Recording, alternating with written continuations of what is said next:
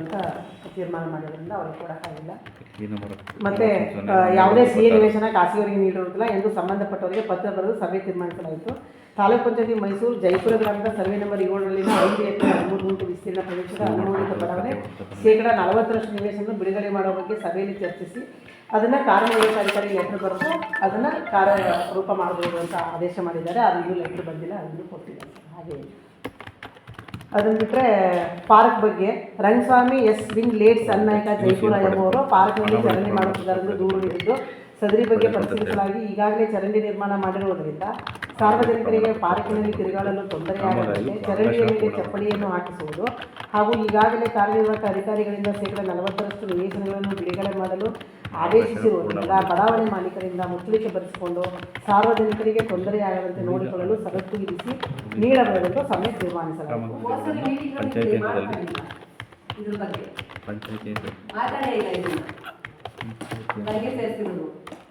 Subject ಮಾತಾಡಿಲ್ಲ sir, ಹೋಗ್ತಾರೆ meeting ಅಲ್ಲಿ ಇದು ಸಬ್ಜೆಕ್ಟ್ ಇಲ್ಲ,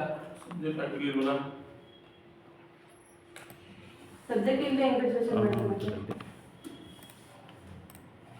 ರಿಪೀಟ್ ಮಾಡಿ ಸರ್ ರಿಪೀಟ್ ಮಾಡಿ ಸರ್ ಮೀಟಿಂಗ್ ಅಲ್ಲಿ ಕಂಪ್ಲೀಟ್ ಆಗಿ ಕರೆಕ್ಟ್ ಹೋಗ್ತಾರೆ ಮೀಟಿಂಗ್ ಅಲ್ಲಿ ಇಷ್ಟೇ ಇಲ್ವಲ್ಲ ಬೆಂಕಿ ಇದ್ನ ಹಿಂದೆ ಕೂಡ ಮರಿಯಾದ ಮೀಟಿಂಗ್ ಬಂದಿದೆ ಮಾವಿಗೆ ಅಂತ ಮಾಡಿದ್ರಲ್ಲ ಅದು ಗಲಾಟೆ ಆಗಿ ಬೆಳಿಗ್ಗೆ ಕಂಪ್ಲೇಂಟ್ ಕೊಟ್ಟಿದ್ದಾಗಿತ್ತಲ್ಲ ತುಂಡುಗುತ್ತಿಗೆ ಬಡಾವಣೆ ಪಂಚಾಯತಿ ಕಾಮಗಾರಿಗಳನ್ನು ತೀರ್ಮಾನಿಸಿದ್ದಾರೆ.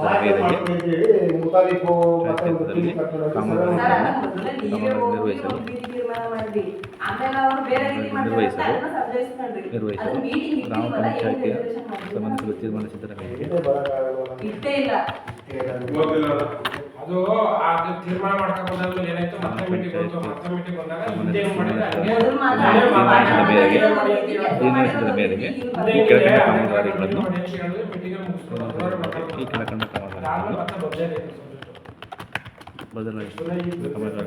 ಅನುಷ್ಠಾನಗೊಳಿಸಲು ದಾರಿಪುರದ ಗ್ರಾಮದ ದೇವಸ್ಥಾನಕ್ಕೆ ಟೆಂಡರ್ ಕರೆದು ಕಾಮಗಾರಿ ಪತ್ರ ಬರೆದಿದ್ದು ಕೆಲಸ ಸ್ಥಗಿತವಾಗಿದ್ದರಿಂದ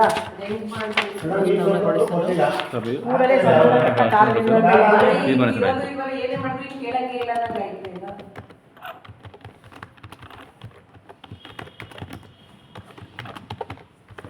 ಮತ್ತೆ ಕೆಲ್ಲಳ್ಳಿ ಗ್ರಾಮದ ಚಾಮುಂಡೇಶ್ವರ ಸಮುದಾಯದ ಟೆಂಡರ್ ಕಾಮಗಾರಿ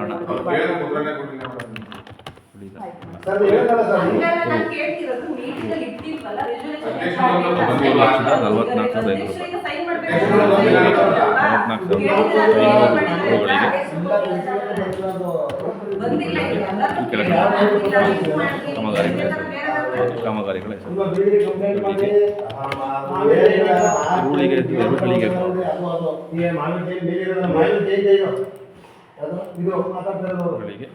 ಈ ಕೆಳಕಂಡ ಕಾಮಗಾರಿಗಳು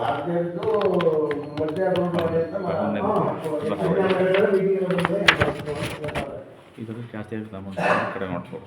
5, 7, 12 ಗಂಟೆ ಹೋಗ್ಬೇಕು ಹೇಳಪ್ಪ.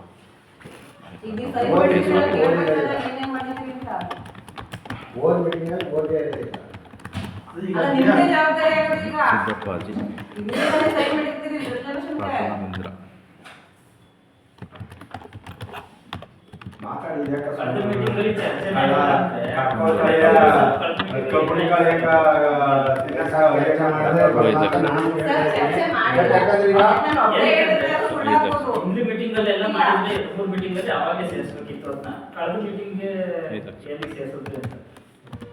ಈ ಸಬ್ಜೆಕ್ಟ್ 3 ಮೀಟಿಂಗ್ ಹಿಂದೆ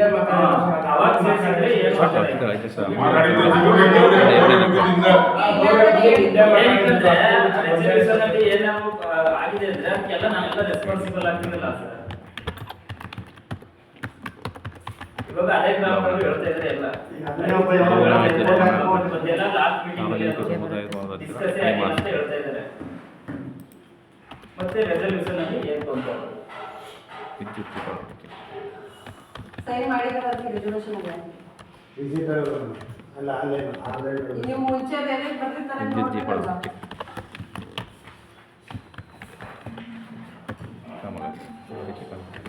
ಇವಾಗ ರೆಸಲ್ಯೂಷನ್ ಎಲ್ಲ ಮ್ಯಾನ್ಯುವಲ್ ಎಲ್ಲ ಐತೆ, ಅಕಸ್ಮಾತ್ ಡಿಜಿಟಲ್ ತಂದ್ಬಿಟ್ರೆ ಅದನ್ನು ವಿಸಿಟ್ ಅಲ್ಲ ಮ್ಯಾಗಲ್ ಈಗ ಮ್ಯಾಗಲ್ ಹೋಗಿ ಅಂಟಿಸ್ಕೊಂಡ್ರೆ ಪ್ರಿಂಟ್ ಅಷ್ಟೇ. ಏನ್ ಮಾಡ್ತೀರಾ ಇವಾಗ?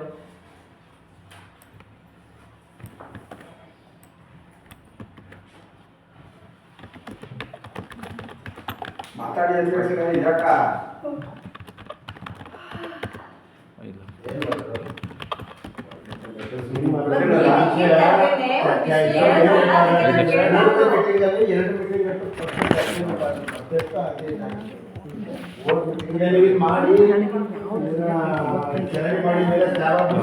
ಮಾಡಿ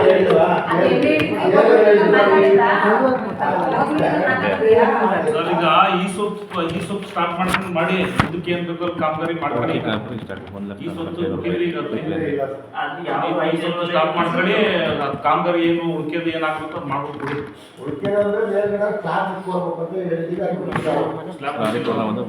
ಈ ಸೊಪ್ಪು ಓಟ್ ಮಾಡ್ತೀವಿ. ಈ ಸೊಪ್ಪು ಸ್ಲ್ಯಾಬ್ ಹಾಕೊಂಡು ಮನೆ ಅದೇನು ಕಾಮಗಾರಿ ಕಡೆ ನೋಡ್ಕೊಂಡು ಮಾಡಿಸ್ಬೇಕು. ಸರ್ಕಾರ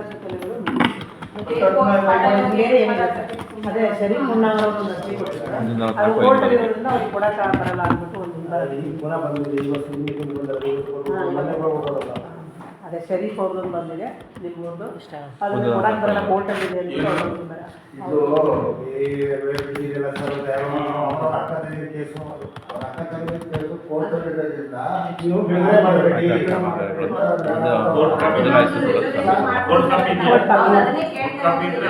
ಅದರಿಂದ ಕೊಡಕ್ಕೆ ಬರಲ್ಲ. ಅದೇ ಇನ್ನೊಂದು ಸರಿ ಕೊಟ್ಟೋ ಇವತ್ತು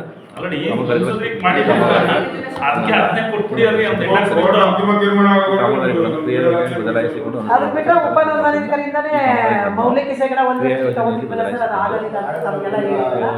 ಅದು ಒಂದನ್ನ ಅಪ್ಲೋಡ್ ಮಾಡಿದೀವಿ. ಅದೇ ಸರ್ಕಾರ ಅಂದ್ರೆ ಶೇಕಡ 2% ವರ್ಗಾವಣೆ ಶುಲ್ಕವನ್ನು ಪಾವತಿಸಿಕೊಂಡು 1/12/2025 ಜಾರಿಗೆ ಇನ್ಯಾವುದಿಲ್ಲ ಸರ್. ಸಭೆ ಒಪ್ಪಿಗೆ ಮೇರೆಗೆ ಈ ಥರ ವಿಷಯಗಳು 26 ತಾರೀಕು ಬರೆದ ಸಮುದಾಯ ಭವನ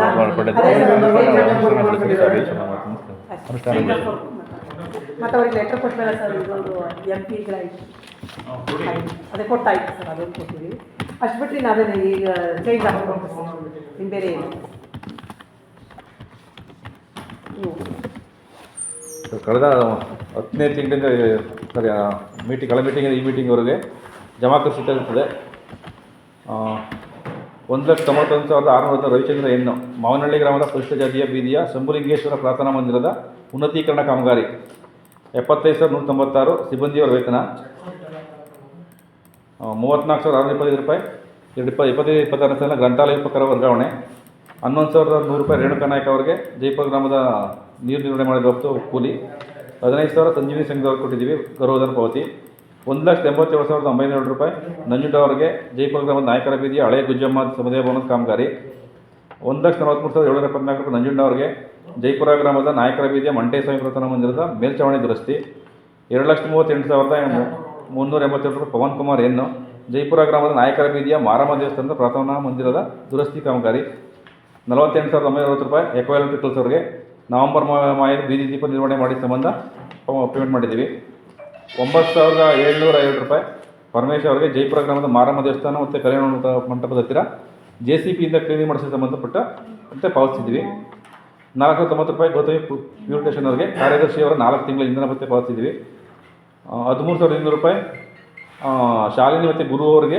ಜೈಪುರ ಗ್ರಾಮದ ಪರಿಮಿತಿಯಲ್ಲಿ ಸ್ವಚ್ಛತೆಯನ್ನು ಮಾಡಿಸಿದ ಸಂಬಂಧ ಲೇಬರ್ ಕೂಲಿ ಹಣ ಪಾವತಿಸಿದ್ವಿ 9,500 ರೂಪಾಯಿ ಜೈಪುರ ಗ್ರಾಮದ ಮಾರಮ್ಮ ದೇವಸ್ಥಾನ ಮತ್ತು ಬಂಡಪುರ ರಸ್ತೆ ಬಳಿ ಕಲ್ಯಾಣ ಮಂಟಪದ ಹತ್ತಿರ ಕಸವನ್ನು ಟ್ರ್ಯಾಕ್ಟರ್ನಿಂದ ವಿಲೇವಾರಿ ಮಾಡಿದ ಸಂಬಂಧ ಪೇಮೆಂಟ್ ಮಾಡಿದ್ದೀವಿ 15,430 ರೂಪಾಯಿ ದೇವಿ ಎಂಟರ್ಪ್ರೈಸ್ ಅವರಿಗೆ ಜೈಪುರ ಗ್ರಾಮದಲ್ಲಿ ಹೊಸದಾಗಿ ಬೋರ್ವೆಲ್ಲು ಈ ಕೆರೆ ಚರಂಡಿಕಟ್ಟೆ ಹತ್ರ ಬೋರ್ವೆಲ್ ಮಾಡೋದಕ್ಕೆ ವೈರಿಂಗು ಮತ್ತು ಅವರ ಇತರೆ ಲೇಬರ್ ಸಂಬಂಧಪಟ್ಟ ಸೇರ್ಕೊಂಡಂಗೆ ಪಾವತಿ ಮಾಡಿದ್ದೀವಿ 2,600 ರೂಪಾಯಿ ರಾಣಿ ಅವರಿಗೆ SWM ಆಟೋಕ್ಕೆ ಇಂಧನ ಹಾಕ್ಸಿದ ಬಾಬ್ದು ಪೇಮೆಂಟ್ ಮಾಡಿದ್ದೀವಿ 9,250 ರೂಪಾಯಿ ನಂಜೂರು ಸಮಿತಿ ಸಣ್ಣಮ್ಮ ಅವರಿಗೆ ಮಾವನಹಳ್ಳಿ ಪರಿಮಿತಿಯಲ್ಲಿ ಸ್ವಚ್ಛತೆ ಮಾಡಿಸಿದ ಸಂಬಂಧ ಪೇಮೆಂಟ್ ಮಾಡಿದ್ದೀವಿ 19,000 ಅಂದರೆ ಸಣ್ಣಮ್ಮ ಅಂದರೆ ಅವರು ಕೆಲಸದವ್ರು ಬೇರೆಯವರು, ಬಟ್ ಅವ್ರು ಇಲ್ಲಿ ಲೋಕಲ್ ಅವರು. ನಾವು ಅವ್ರಿಗೆ ಅವರೇ ದುಡ್ಡು ಕೊಡೋದು ಆಗಲ್ಲ, ಚೆಕ್ ಕೊಡೋಕ್ಕೋಸ್ಕರ ಏನು ಮಾಡ್ತೀವಿ, ಲೋಕಲ್ ಇರ್ತಾರಲ್ಲ ಅವ್ರಿಗೆ ಹಾಕಿ ಡ್ರಾ ಮಾಡ್ಕೊಡ್ತೀವಿ. ಅವ್ರು ಕೊಟ್ಟಿರ್ತಾರೆ. 19,495 ರೂಪಾಯಿ ಗ್ರಂಥಾಲಯ ಉಪಕಾರ ಜಿಲ್ಲಾ ಪಂಚಾಯತಿ ವರ್ಗಾವಣೆ. 19,598 ರೂಪಾಯಿ GST ಪೇಮೆಂಟ್ ಮಾಡಿದ್ದೀವಿ ಸಂಬಂಧಪಟ್ಟ ಕಾಮಗಾರಿಗಳಿಗೆ. 13,250 ರೂಪಾಯಿ ಮಣಿಯವರಿಗೆ ಗುಮ್ಮಚಳ್ಳಿ ಮತ್ತು ಜೈಪುರ ಪಂಚಾಯತ್ ಜೈಪುರ ಇದರಲ್ಲಿ ವಿವಿಧ ಸಭೆಗಳಿಗೆ ಮತ್ತು NSS ಶಿಬಿರಕ್ಕೆ ಸಾಮಿಯಾನ ಹಾಕಿ ಸಂಬಂಧ ಸಾಮಿಯಾನ ಚೇರು ಇವೆಲ್ಲ ಹಾಕಿ ಸಂಬಂಧ ಪೇಮೆಂಟ್ ಮಾಡಿದ್ದೀವಿ. 3,460 ರೂಪಾಯಿ ಭಾರತೀಯವರಿಗೆ NRIG ಡೌನ್ಲೋಡ್ ಮಾಡಿಸೋ ಸಂಬಂಧ ಪೇಮೆಂಟ್ ಮಾಡಿದ್ದೀವಿ.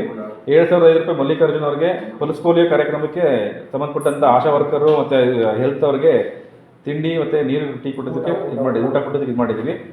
3,000 ರೂಪಾಯಿ ಬಸವೇಶ್ ಅವರಿಗೆ ದಾರಿಪುರ ಗ್ರಾಮದಲ್ಲಿ UGD ಸ್ವಚ್ಛತೆ ಮಾಡಿಸೋ ಸಂಬಂಧ ಪೇಮೆಂಟ್ ಮಾಡಿದ್ದೀವಿ.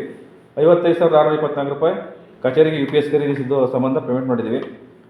45,579 ರೂಪಾಯಿ ಹನುಮಾನ್ ಆರ್ಟಿಕಲ್ ಅವರಿಗೆ ಸಾಮಗ್ರಿಗಳು ಖರೀದಿಸಿ ಕುಡಿಯ ನೀರು ಮೋಟಾರ್ ದುರಸ್ತಿ ಸಂಬಂಧ ಸಾಮಗ್ರಿ ಖರೀದಿ ಮಾಡಿದ್ದು ಪೇಮೆಂಟ್ ಮಾಡಿದ್ದೀವಿ. 8,140 ರೂಪಾಯಿ ಚಿಕ್ಸಿದ್ದೆ ಅವರಿಗೆ ಜೈಪುರ ಗ್ರಾಮದಲ್ಲಿ ಕೂಸಿನ ಮನೆ ಮೇಲ್ಚಾವಣಿ ಉದುರೋಗಿತ್ತು, ಅದು ದುರಸ್ತಿ ಮಾಡಿದ ಸಂಬಂಧ ಲೇಬರ್ ಪೇಮೆಂಟ್ ಮಾಡಿದ್ದೀವಿ. 17,020 ರೂಪಾಯಿ ಕೂಸಿ ಮನೆ ಕೇರ್ ಟೇಕರ್ಸ್ಗೆ ಗೌರವಧನ ಕೊಟ್ಟಿದ್ದೀವಿ. 73,736 ರೂಪಾಯಿ ಸಿಬ್ಬಂದಿ ವೇತನ ಪಾವತಿಸಿದ್ವಿ. 13,524 ರೂಪಾಯಿ ಸಂಜೀವಿನಿ ಸಂಘದವರಿಗೆ ಗೌರವಧನ. 1,38,000 ರೂಪಾಯಿ ಇದು ಸದಸ್ಯರುಗಳ ಗೌರವಧನ ನಮ್ಮ ವರ್ಗಾವಣೆ ಖಾತೆಗೆ ಬಂದಿತ್ತು, ಅಲ್ಲಿಗೆ ವರ್ಗಾವಣೆ ಮಾಡಿದ್ದೀವಿ. ಅದನ್ನು 11,470 ರೂಪಾಯಿ ರೇಣುಕಾ ನಾಯಕ್ ಅವರಿಗೆ ನೀರು ನಿರ್ವಹಣೆ ಮಾಡೋ ಸಂಬಂಧ ಪೇಮೆಂಟ್ ಮಾಡಿದ್ದೀವಿ ಡಿಸೆಂಬರ್ 5. 2,960 ರೂಪಾಯಿ ಬಿಳಿಗಿರಿ ಅವರಿಗೆ ಗ್ರಂಥಾಲಯಕ್ಕೆ ದಿನಪತ್ರಿಕೆ ಮತ್ತು ನಿಯತಕಾಲಿಕೆಗಳು ಸರಬರಾಜು ಮಾಡಿದ್ದನ್ನು ಪೇಮೆಂಟ್ ಮಾಡಿದ್ದೀವಿ. 2,500 ರೂಪಾಯಿ ಗೌತಮಿ ಪ್ಯೂರಿಟೇಷನ್ ಅವರಿಗೆ ನಮ್ಮ SWM ಆಟೋಗೆ ಇಂಧನ ಹಾಕಿಸಿದ್ದು ಪಾವತಿ ಮಾಡಿದ್ದೀವಿ. 7,770 ರೂಪಾಯಿ ಶಾಲಿನಿ ಮತ್ತು ಶಾಲಿನಿ ಅವರಿಗೆ ಜೈಪುರ ಕೆಲ್ಲಳ್ಳಿ ಊರಲ್ಲಿ ಕ್ಲೀನಿಂಗ್ ಮಾಡಿದ್ದಾಗ ಅವ್ರಿಗೆ ಲೇಬರ್ ಕೊಟ್ಟಿದ್ದೀವಿ. 2,358 ರೂಪಾಯಿ AWR ಚೆಸ್ಕಾಮ್ ಅವರಿಗೆ ಕಚೇರಿ ವಿದ್ಯುತ್ ಪಾವತಿಸಿದ್ವಿ. 13,320 ರೂಪಾಯಿ ಸರಿತಾ ಮತ್ತು ಸಣ್ಣಮ್ಮ ಅವರಿಗೆ ಜೈಪುರ ಕೆಲ್ಲಳ್ಳಿ ಗುಮ್ಮಚಳ್ಳಿ 3 ಊರಲ್ಲಿ ಕ್ಲೀನಿಂಗ್ ಮಾಡಿಸಿದ್ದು ಲೇಬರ್ NMR ಅಮೌಂಟ್ ಕೊಟ್ಟಿದ್ದೀವಿ. 13,000 ರೂಪಾಯಿ ಇದು ದಾರಿಪುರದಲ್ಲಿ UGD ಒಡೆದೋಗಿ ಮತ್ತು ಸ್ವಚ್ಛತೆ ಸಂಬಂಧ ಮತ್ತು ರಿಪೇರಿ ಬಾಬತ್ತು 2 ಸೇರಿಸಿ ಬಸವರಾಜು ಅವರಿಗೆ ಪೇಮೆಂಟ್ ಮಾಡಿದ್ದೀವಿ. ಸರ್ ಅದರಲ್ಲಿ ಪೈಪ್ ಸೇರಿಸಿಲ್ಲ, ಕೊಟ್ಟಿಲ್ಲ, ಕೊಡಬೇಕು. ಹೌದು, ಕೇಸಿಂಗ್ ಪೈಪ್ ಕೊಡಬೇಕು. ಹೌದು ಅದು ಕೊಡಬೇಕು. ಬಿಲ್ ಕೊಡ್ತೀನಿ ಅಂದರೆ ಅವನ ಹೆಸರಲ್ಲಿ ಅದುವೇ ಅದು ಯಾರು ನೇಮ್ ಇಲ್ಲ, ಅದಕ್ಕೆ ಪೈಪ್ ಖರೀದಿ ಅಂದ್ಬಿಟ್ಟು ಮಾಡೋದು ನಾವು. 48,925 ರೂಪಾಯಿ ಎಕ್ವಾಲೆಕ್ಟ್ರಿಕಲ್ಸ್ ಅವರಿಗೆ ಡಿಸೆಂಬರ್ ಮಾಯ ಬೀದಿ ನಿರ್ವಹಣೆ ಸಂಬಂಧ ಪೇಮೆಂಟ್ ಮಾಡಿದ್ದೀವಿ. 2,220 ರೂಪಾಯಿ ಮಂಜುಳಾ ಅವರಿಗೆ ಮಾವನಹಳ್ಳಿ ಗ್ರಾಮದಲ್ಲಿ ಕುಡಿಯ ನೀರು ಪೈಪ್ಲೈನ್ ದುರಸ್ತಿ ಸಂಬಂಧ ಕೂಲಿ ಕೊಟ್ಟಿದ್ದೀವಿ ಅವರಿಗೆ. 2,800 ಮುರುಡಪ್ಪ 10,000 ವೆಚ್ಚ ಕೊಟ್ಟಿದ್ದೀವಿ. 95,094 ಪವನ್ ಕುಮಾರ್ ಅವರಿಗೆ ಜೈಪುರ ಗ್ರಾಮ ನಾಯಕನ ಮನೆಯ ಹತ್ತಿರ ಐಮಾಸ್ ಬೀದಿ ದೀಪ ಕಾಮಗಾರಿ ಸಂಬಂಧ ಪಾವತಿ ಮಾಡಿದ್ದೀವಿ. 3,330 ರೂಪಾಯಿ ಸುಮಾ ಅವರಿಗೆ ಸೋಲಿಗರ್ ಕಾಲೋನಿ ಗ್ರಾಮದಲ್ಲಿ JCBಯಿಂದ ಕ್ಲೀನಿಂಗ್ ಮಾಡಿಸೋ ಸಂಬಂಧ ಪಾವತಿ ಮಾಡಿದ್ದೀವಿ. 5,000 ರೂಪಾಯಿ ಮಣಿಯವರಿಗೆ ಜೈಪುರ ಗ್ರಾಮದಲ್ಲಿ ನಡೆದ ಅಂಗವಿಕಲ ಸಭೆಗೆ ಸಾಮಿಯಾನ ಹಾಕಿ ಸಂಬಂಧ ಕೊಟ್ಟಿದ್ದೀವಿ. 4,810 ರೂಪಾಯಿ ಬಸವರಾಜು ಅವರಿಗೆ ಜೈಪುರ ಗ್ರಾಮ ಕುಡಿಯುವ ನೀರು ದುರಸ್ತಿ ಸಂಬಂಧ ಕೂಲಿ ಹಣ ಕೊಟ್ಟಿದ್ದೀವಿ. 3,648 ರೂಪಾಯಿ ಮುರುಡಪ್ಪ ಅವರಿಗೆ ಗಣರಾಜ್ಯೋತ್ಸವ ಆಚರಣೆ ಸಂಬಂಧ ಸಿಹಿ ವಿತರಣೆ ಇದಕ್ಕೆ ಕೊಟ್ಟಿದ್ದೀವಿ. ಮತ್ತು ಇದು ಕಳೆದ 2 ತಿಂಗಳಲ್ಲಿ ನಮಗೆ 5,12,988 ರೂಪಾಯಿ ಮಾತ್ರ ವಸೂಲಾತಿ ಆಗಿದೆ. ಇನ್ನು ವಿವಿಧ ಖಾತೆಗಳಲ್ಲಿ ಅಮೌಂಟ್ ಈಗ ಇರ್ತದೆ. ವರ್ಗ 1ರಲ್ಲಿ ಇನ್ನು 23 ಲಕ್ಷ ರೂಪಾಯಿ ಇದೆ.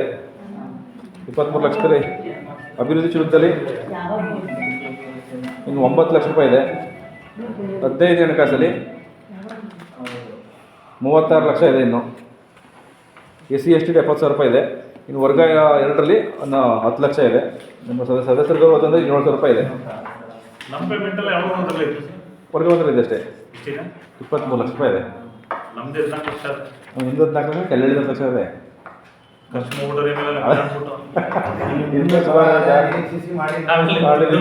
ದುಡ್ಡು ಇಲ್ಲ, 23 ಲಕ್ಷ ಇದೆ. ಇನ್ನು ಅದರಲ್ಲಿ 10 ಲಕ್ಷ ಬಡ್ಡಿ ಇದೆ. ಅದು 10 ಲಕ್ಷ ಬಡ್ಡಿ ಇದೆ, ಕೆಲವೊಂದು ಗೊತ್ತಿದೆ. 11 ವರ್ಷ ಬಡ್ಡಿ ಇದೆ ಅದರಲ್ಲಿ. ಅಲ್ಲ, ಬಡ್ಡಿ ಪ್ರಯೋಜನ ಮಾಡಂಗಿಲ್ಲ. ಅದಕ್ಕೆ ಕಳೆದ ಬಾರಿ ಒಂದು ಆಕ್ಷನ್ ಪ್ಲಾನ್ ಮಾಡೋದಿಲ್ಲ. ಮಹದೇಶ್ವರ ದೇವಸ್ಥಾನ 30 ಲಕ್ಷ ಹಾಕಿ ಅದರಲ್ಲಿ ಒಂದು 5 ಮಾಸ ಲೇಟ್ ಮಾತ್ರ ಆಗ್ತದೆ. ಅದೊಂದು 5 ಮಾಸ ಲೇಟು ಸೇರಿಸ್ಕೊಂಡು ಜಮಾ ಕೊಡ್ತೀವಿ. ಅದು ಮಾಡ್ಕೊಡ್ತೀವಿ. ಮಾಡ್ಕೊಡ್ಬೇಕಾದ್ರೆ ಮಾವನಹಳ್ಳಿ ಮಾಡಲೇಬೇಕು ಸರ್. 1 ಲಕ್ಷ ಆಗುತ್ತೋ ಏನು ಹೇಳಿದ್ನಲ್ಲ ನೇರ ಅದೇನು ಮಾಡ್ಕೊಳ್ಳಿ ಸರ್, ಆಯ್ತು ಮಾಡ್ಕೊಳ್ಳಿ ಅದು ಎಸ್ ಸಿ ಕೋಟ ಸೇರಿಸ್ತೀವಿ ಸರ್. ಇದು ಜನರಲ್ ಬರುತ್ತೆ, ಅದನ್ನ ಎಸ್ ಸಿ ಕೋಟ ಮಾಡ್ಕೊಂಡು ಒಂದು 3 ದಿನ ಮಾಡ್ಕೊಂಡು ಮಾಡ್ತೀವಿ. ನೀವು ಇದ್ರಲ್ಲಿ ತಗೊಂಡು ಮಾಡ್ಕೊಳ್ಳಿ. ನಿಮ್ಮ ವರ್ಗ ದುಡ್ಡಲ್ಲಿ ಇಲ್ಲದೇ ಇಲ್ಲ ಸರ್ ದುಡ್ಡು ಇಲ್ಲ.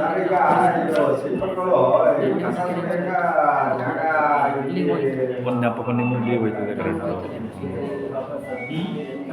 ಮ್ಯಾನ್ ಅಟೆಂಡೆನ್ಸ್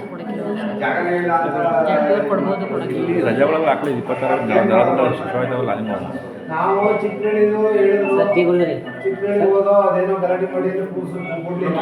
ಈ ತಹಸೀಲ್ದಾರು ಇಲ್ಲೇ ಕೊಡ್ತೀವಿ ಅಂತ ಒಪ್ಕೊಂಡ್ರು. ಅದು ಅರ್ಜಿ ಮಾಡಕ್ ಹೋದ್ರು, ಅರ್ಜಿಯಾಗಿ ಮಾಡಿ ಎಸ್ ಸಿ ಎಸ್ ಟಿ ಗಲಾಟೆಯಾಗಿ ಬೇರೆಯವ್ರಿಗೆ ದುರಸ್ತ ಆಗ್ಬಿಟ್ಟು ಖಾತಾ ನಮ್ದು ಸರ್ವ ನಂಬರ್ ಚೇಂಜ್ ಮಾಡಿ ರಿಜಿಸ್ಟರ್ ಆಗ್ಬಿಟ್ಟಿದೆ ಅಂತ ಹೇಳಿದ್ರು. ಅದ್ರ ಪಕ್ಕದಲ್ಲಿ ಇನ್ನೂ 3 ಅಲ್ಲ ಸರ್, ಈಗ ಕಸ ಸ್ವಚ್ಛತೆಗೆ ಕಟ್ಟಿರೋದು ತೊಟ್ಟಿ ಹತ್ರ ಮಾಡ್ತಾ ಇಲ್ವಾ ನೀವು? ಅದು ಮಾಡ್ತೀವಿ ಸರ್. ಇಡೀ ಊರು ಕಸ ಅಲ್ಲಿ ಸಿಸ್ಟಮ್ ಸರ್ ಇನ್ನೂ ಸಿಟಿ ತರ ಬಂದಿಲ್ಲ. ಇಲ್ಲಿ ಹಸಿ ಕಸಕ್ಕೆ ಒಣ ಕಸಗಿಂತ ಹಸಿ ಕಸವೇ ಜಾಸ್ತಿ. ನಮ್ಮಲ್ಲಿ ಹಸಿ ಕಸ ಎತ್ತಿ ಎಲ್ಲೂ ಇಲ್ಲ ಸರ್. ನಮ್ಮಲ್ಲಿ ಮನೆ ಹತ್ರ ಒಣ ಕಸ ನಿಂತಿರೋದು. ಚರಂಡಿ ಏನು ಮಾಡ್ತಾರೆ ನಮ್ಮ ಜನ ಎಲ್ಲ ಕೊಡ್ತಾರೆ. ಅದನ್ನ ಪಾಪ ಅವರು ಬೋರ್ ಇಟ್ಬಿಟ್ಟು ಅದಾದ್ಮೇಲೆ ನಾಲ್ಕು ತುಂಬ್ತಾರೆ. ಅದು ಮಣ್ಣು 90 ಭಾಗ ಇರುತ್ತೆ, ಇನ್ನು ಎಲ್ಲ ಇರುತ್ತೆ. ಅದು ತಗೊಂಡೋಗಿ ಅಲ್ಲಿ ಇಡಿದ್ರೆ ಒಂದು ದಿನ ಆಗಲ್ಲ. ಈಗ ಅದಕ್ಕೆ ಪಕ್ಕದಲ್ಲಿ ಒಂದು 7 ಕುಂಟೆ ಇತ್ತು, ಅದಕ್ಕೂ 4,000 ಖರ್ಚು ಮಾಡಿ JCB ಕರೆದು ಕ್ಲೀನ್ ಮಾಡ್ಕೊಂಡು ನಮ್ಮವ್ರಿಗೆ ತೋರಿಸ್ಕೊಂಡು ಅಲ್ಲಿ ಮಾಡ್ತಾ ಇದ್ವಿ. ಆಮೇಲೆ ಹಾಸ್ಪಿಟ್ಲ್ ಪಕ್ಕದಲ್ಲಿ 2 ಜಾಗ ಬುಕ್ ಮಾಡಿದ್ವಿ. ಬಟ್ ಅದರಿಂದ ಶಾಶ್ವತ ಅಲ್ಲ ಅದು. ಅದಕ್ಕಾಗಿ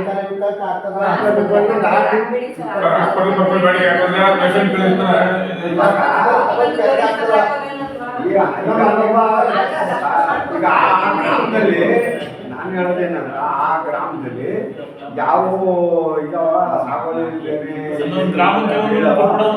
ಯಾಕೆ ಪರಿಶೀಲನೆ ಮಾಡಿ ಫೆನ್ಸಿಂಗ್ ಒಂದೊಂದು ಗ್ರಾಮಕ್ಕೆ ಒಂದೊಂದು ಪತ್ತೆ ಮಾಡಿ ಸರ್. ಎಲ್ಲ ಗ್ರಾಮದ್ದು ಒಂದೇ ದಿವಸ ಕಷ್ಟ ಆಯ್ತು. ಒಂದೊಂದು ಗ್ರಾಮಕ್ಕೆ ಒಂದೊಂದು ಜಾಗ ಮಾಡಿ ತಾಯಿದ್ರಲ್ಲ ಅದು ಪಕ್ಕದಲ್ಲಿ ಸರ್ಕಾರಿ ಇದಿದ್ದಲ್ಲ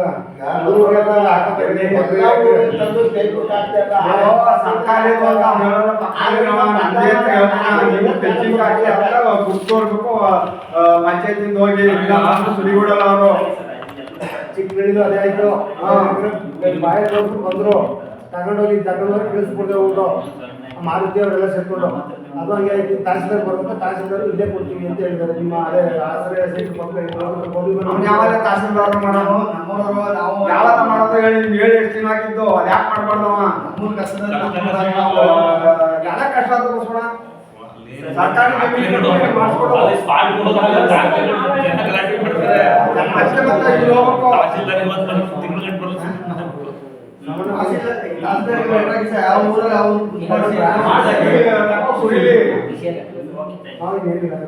ನಿಮ್ಗಿಲ್ಲ ಅವರು ಮಾಡಿಸಿದ ಎಲ್ಲ ಆ ಪಕ್ಕದಲ್ಲಿ ಆ ಊರೇ ಈಗ ಸೋಣಗಳನ್ನ ಆ ಊರೇ ಬುಕ್ ಮಾಡಿ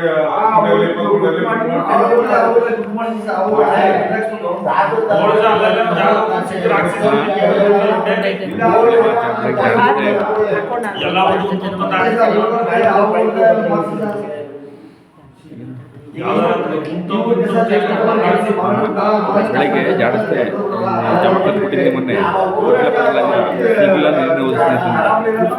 ನೀರಿನ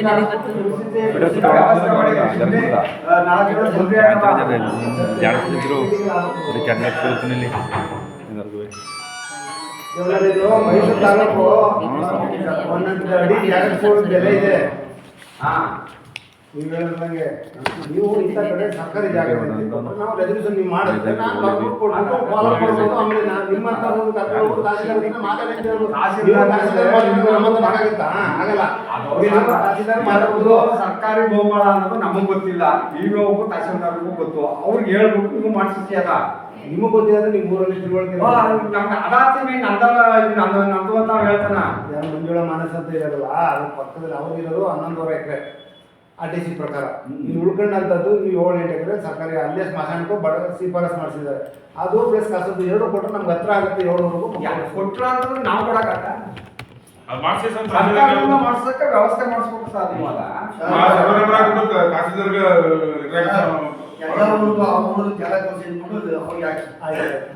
ಅವ್ರಿಗೆ ಹಾಕಿ ತಹಸೀಲ್ದಾರ್ಗೆ ಪ್ರತಿ ಗ್ರಾಮಗಳಲ್ಲಿ ಗುರುತಿಸಿ